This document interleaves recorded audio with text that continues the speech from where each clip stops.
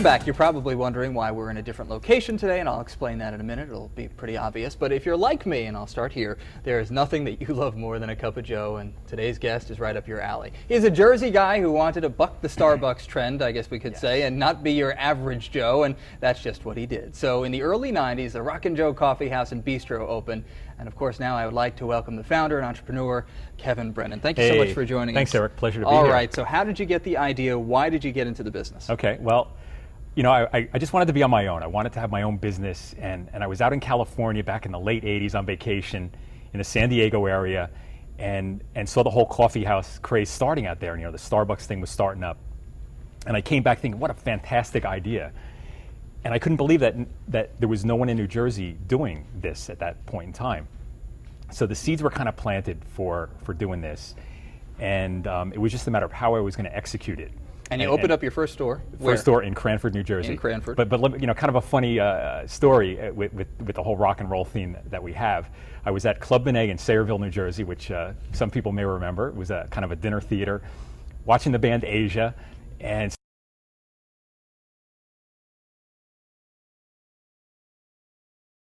we had a place we could hang out and eat dessert and drink coffee and listen to rock and roll, and it was like the light bulb went off, and the rest is history.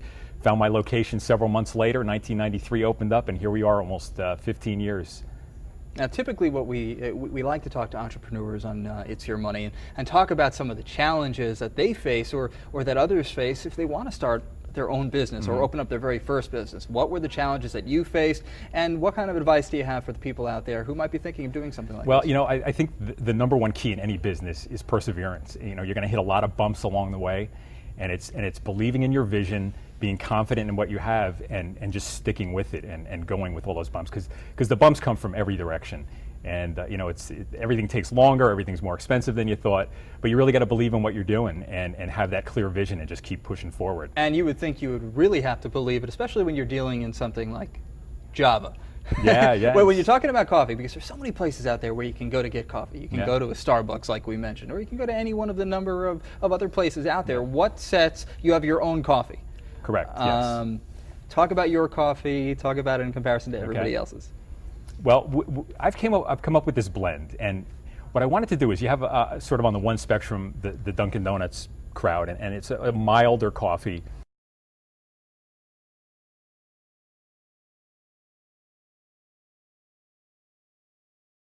And that it's got this great body, but it's kind of got this burnt aftertaste to it. And so what I wanted to do is sort of be the pleaser in the middle and come up with this big, full-bodied coffee with a lot of flavor. It's going to just explode in your mouth when you drink it, but not have that burnt aftertaste. So we came up with this blend. It took about 3 years to develop it. And who knew that there were so many different types of coffee out there? Oh, it's incredible, yeah. And we have some cups here of your coffee, the RockinJoe coffee here. So you were telling me that there are different grades, different levels. 5? Of Arabica? Yeah, well, you know, you start off with 2 species of beans. You have the Robusta bean and the Arabica bean, or 2 species of plants. The Arabica being the better one. It's harder to grow it, but it produces a much better bean. But you'll hear a lot of places say, and a lot of the institutional companies now saying, we have Arabica beans, but there are 5 grades of Arabica bean, and only the top grade can be considered true specialty coffee, and that's the grade that we currently use. And it's not just coffee in your business. Obviously you have the rock and roll, which was a huge component, and you've got all the food, which I'm having a hard time not jumping at right now. So just give us a little tour of what's on the plate, and then right afterwards we'll talk a little bit about the franchising. Okay.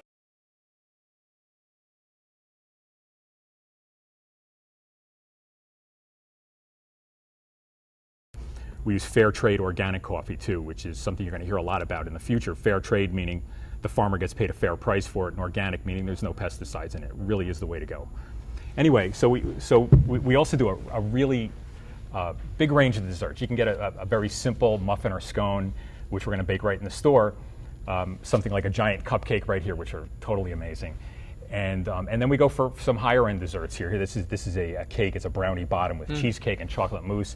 For the season, we have a pumpkin cheesecake. Oh, and I know our director Regina has her eye set on most of these. Yeah, and in the back we've got some tiramisu, which is one of our claims to fame, and it's just amazing. All right, let's talk about the franchising, because you are in the process of expanding. Yes, we are. Talk about the interest that you've seen so far, startup cost, how many different franchises you hope to have in the state, and then beyond. Okay. Well, actually, the amount of interest is amazing, and the power of the internet. When I first took this to the level of franchising, and we did some internet marketing, I could not believe the interest we had. I mean, not just from the United States, but from all over the world. Countries like Saudi Arabia, people looking to open a franchise. And we're not quite ready to go international yet. We started last year. We opened our first franchise in Westfield, New Jersey, opened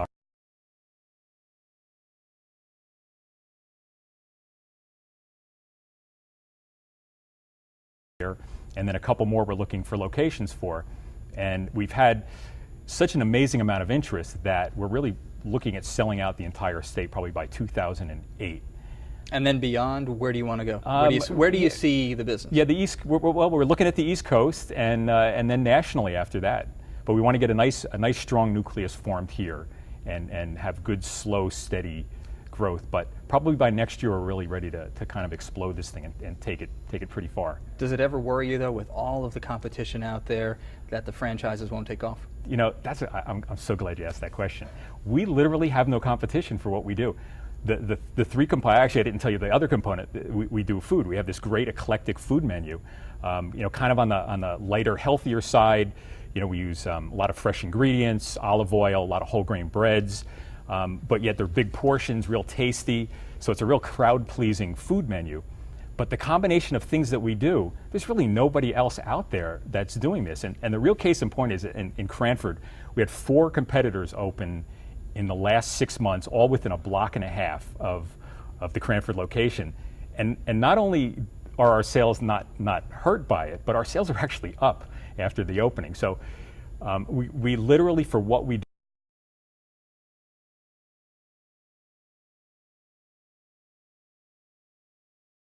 got this big guy coming across the street from you and taking your whole investment away. And I think that's really the thing that makes this such a great franchise. All right, thank you so much, Kevin. You're welcome. Brennan, Thanks for having me. RockinJoe's Coffee House and Bistro in Cranberry and beyond. Cranford. I'm sorry, Cranford. Forgive me. And beyond. And you know what? If we could hook this up to an IV, I'd be great. But thank you so much for joining us. Okay. And if you have any questions or comments about today's interview and this It's Your Money Coffee House segment, you can send them to me at itsyourmoney@news12.com. That is itsyourmoney@news12.com. We'll be right back right after this.